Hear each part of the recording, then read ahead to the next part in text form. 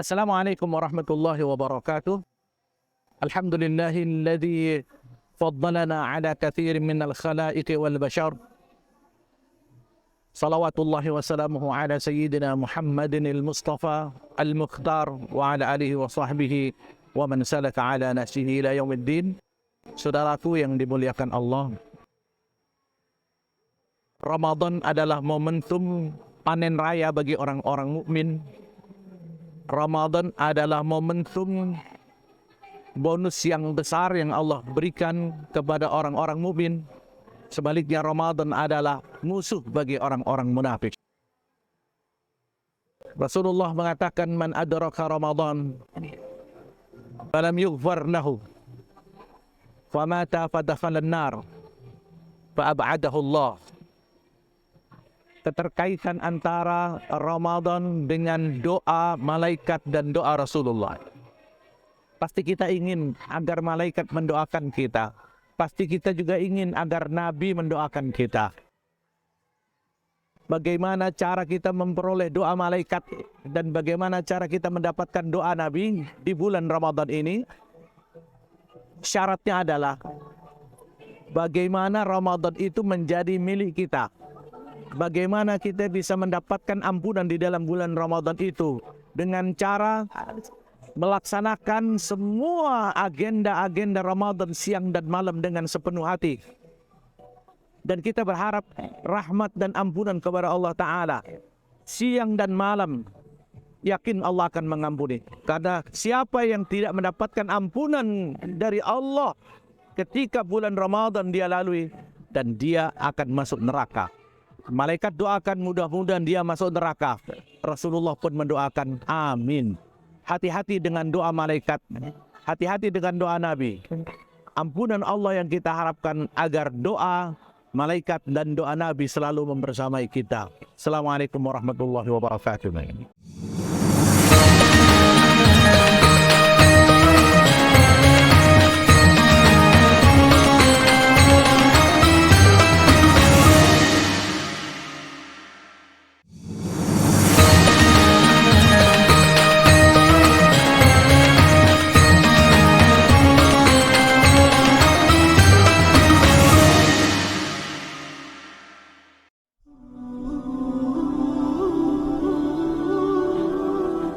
Assalamualaikum warahmatullahi wabarakatuh. Kaum muslimin yang dirahmati Allah Subhanahu wa taala. Alhamdulillah di sore hari ini kita berada di depan Masjid Darul Fatah 4 yang beralamatkan di Sukajawa, Lingsuh, Bandar Lampung. Saat ini kita masih dalam tahap penyelesaian pembangunan masjid di kampus Darul Fatah 4 ini, yang saudara-saudara dan muslimin semua yang bisa menyaksikan. Masih beberapa tempat yang harus kita selesaikan, yaitu terutama jendela, kemudian plafon, lantai, dan lain sebagainya. Kemarin panitia sudah mencoba untuk menghitungnya. Kebutuhan untuk penyelesaian jendela lebih kurang kita membutuhkan dana 100 juta, kemudian plafon itu lebih kurang 50 juta, dan lantai itu lebih kurang 30-an juta lagi. Nah, itu semua kami mengajak sebagai pengurus Yayasan Darul Fatah untuk menyelesaikan pembangunan masjid kampus 4 ini, dan semoga saja dengan apa yang kita upayakan, dengan apa yang kita berikan, dengan apa yang kita infakkan dalam pembangunan masjid ini akan dicatat oleh Allah Subhanahu wa taala sebagai amal jariah kita di hadapan Allah Subhanahu wa taala. Dan perlu diketahui bersama kaum muslimin sekalian bahwasanya insyaallah kita akan menyelenggarakan pendidikan khusus untuk ma'had. Artinya disinilah nanti kita akan mencetak para kader ulama, para penghafal Al-Quran juga, sebagaimana yang sudah berjalan di kampus 1, kampus 2, dan kampus 3.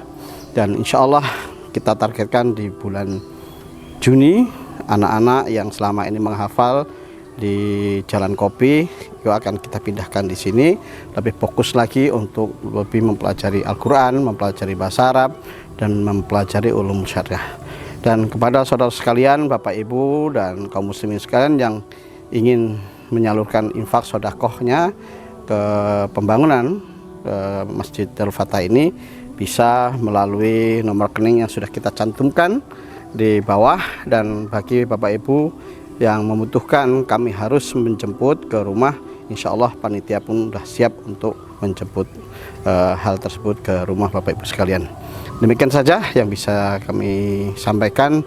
Mari dalam rangka menyambut bulan suci Ramadan agar lebih berkahnya puasa kita dan harta yang dititipkan Allah Subhanahu wa taala kepada kita. Kita harus fastabiqul khairat untuk berinfak menyelesaikan pembangunan Masjid Darul Fatah 4 ini. Demikian saja, lebih kurang minta maaf. Assalamualaikum warahmatullahi wabarakatuh.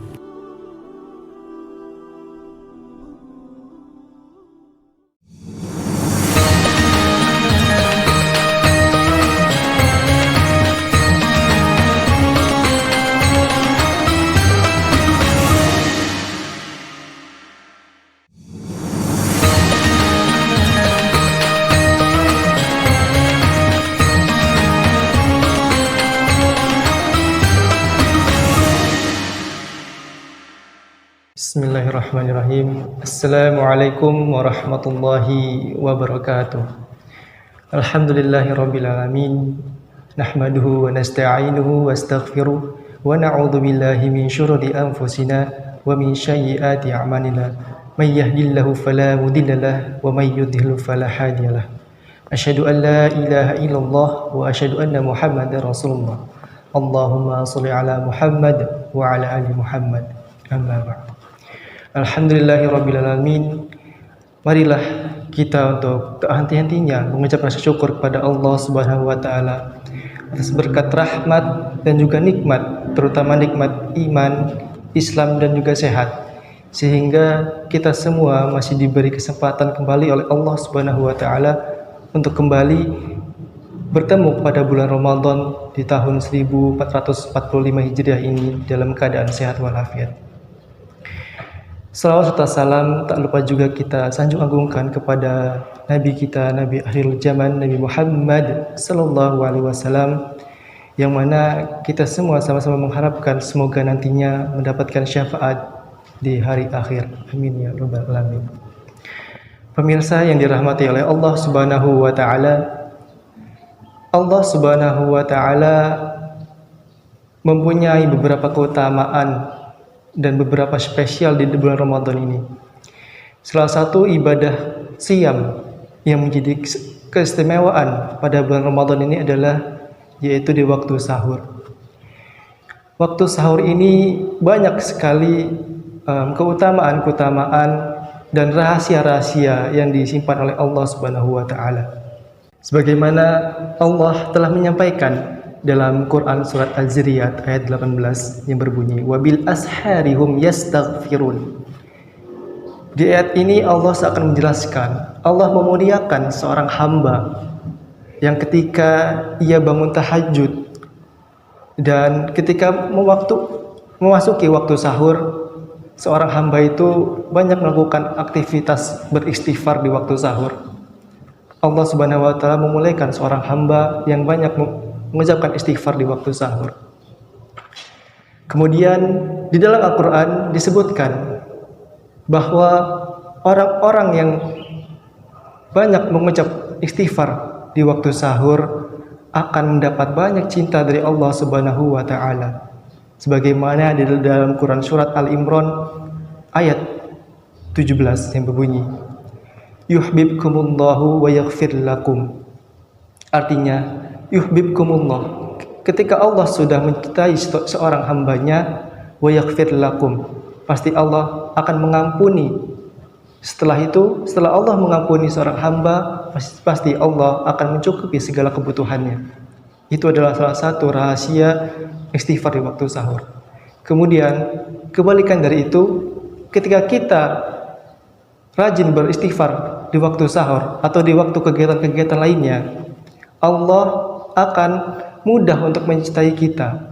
Dan dari Allah mencintai seorang hamba, yaitu akan timbul satu keistimewaan, yaitu Allah akan mempercepat apa yang kita doakan. Allah akan memberi kecukupan kepada kita semua. Masya Allah. Ini adalah salah satu rahasia dari besarnya istighfar di waktu sahur. Kemudian Allah juga berfirman dalam surat Al-Imran yang berbunyi bahwa seorang yang istighfar itu disandingkan pasti orangnya adalah jujur, akan dicukupi hartanya dan diberi ampunan kepada Allah Subhanahu wa taala. Hal ini selaras dengan kisah Imam Ahmad pada zaman dahulu. Imam Ahmad adalah seorang imam yang terkenal di muka bumi. Pada suatu hari beliau hendak keluar dari rumahnya melakukan perjalanan ke Mesir. Pada tiba di suatu masjid di Mesir, beliau memutuskan untuk istirahat sejenak. Tapi apa yang terjadi? Beliau bertemu dengan seorang pengurus masjid tersebut. Seorang pengurus tersebut menyebutkan bahwa, "Ya Syekh, ukhruj, keluarlah." Mendengar itu, Imam Ahmad berkata, "Sebentar, aku hanya ingin beristirahat sebentar di serambi masjid ini." Kemudian pengurus masjid tersebut mengulangi, "Ya Syekh, ukhruj, keluarlah." Mendengar itu kembali, akhirnya Imam Ahmad keluar dari masjid itu. Dan tak lama dari itu, beberapa meter kemudian, ada seorang pedagang roti yang melihat Imam Ahmad sedang berjalan. Pedagang roti tersebut tidak tahu bahwa itu adalah Imam Ahmad. Kemudian pedagang roti tersebut memberi tempat istirahat untuk Imam Ahmad. "Ya Syekh, istirahatlah sejenak di kedaiku." Kemudian Imam Ahmad masuk ke kedainya. Setelah itu Imam Ahmad memperhatikan bahwa pedagang roti tersebut membuat rotinya sambil beristighfar. Di sela-sela membuat roti, pedagang tersebut mengucap astagfirullah, astagfirullah, sampai roti itu jadi. Kemudian Imam Ahmad bertanya, "Wahai pedagang roti, kenapa kamu selalu mengucapkan istighfar di sela-sela kegiatanmu?" Apa kata pedagang roti? "Berkat istighfarku, Allah Subhanahu wa taala mempercepat apa yang aku doakan dan apa yang aku inginkan. Kecuali satu, Allah belum mengabulkan apa yang aku inginkan, yaitu aku ingin bertemu seorang Imam Ahmad sebelum aku mati." Mendengar hal ini, Imam Ahmad langsung tersentuh hatinya. Allahu Akbar. Rupanya ini, kata Imam Ahmad, yang menyebabkan hatiku ingin melakukan perjalanan ke Mesir, bahwa ada doa seorang hamba yang ingin bertemu denganku. Maka pemirsa yang dirahmati oleh Allah Subhanahu wa taala, hal ini dapat kita ambil contoh bahwa istighfar itu adalah merupakan kalimat yang Masya Allah sekali, mempunyai banyak sekali keistimewaan di dalam Quran. Tidak hanya di dalam kisah Imam Ahmad, tapi di dalam kisah-kisah realistis kehidupan nyata sekarang banyak terjadi. Banyak terjadi karena keistimewaan istighfar tersebut.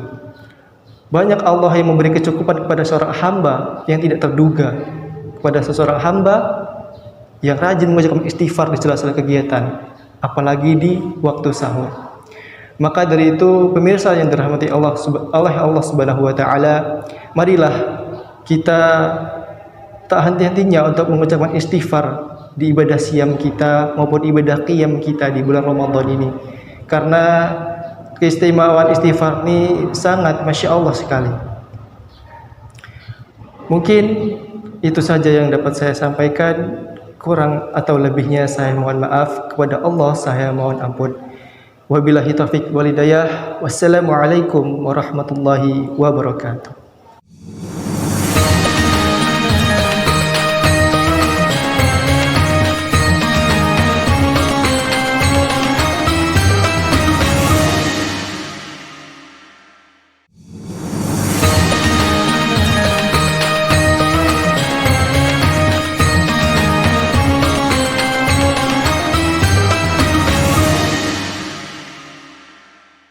الله أكبر الله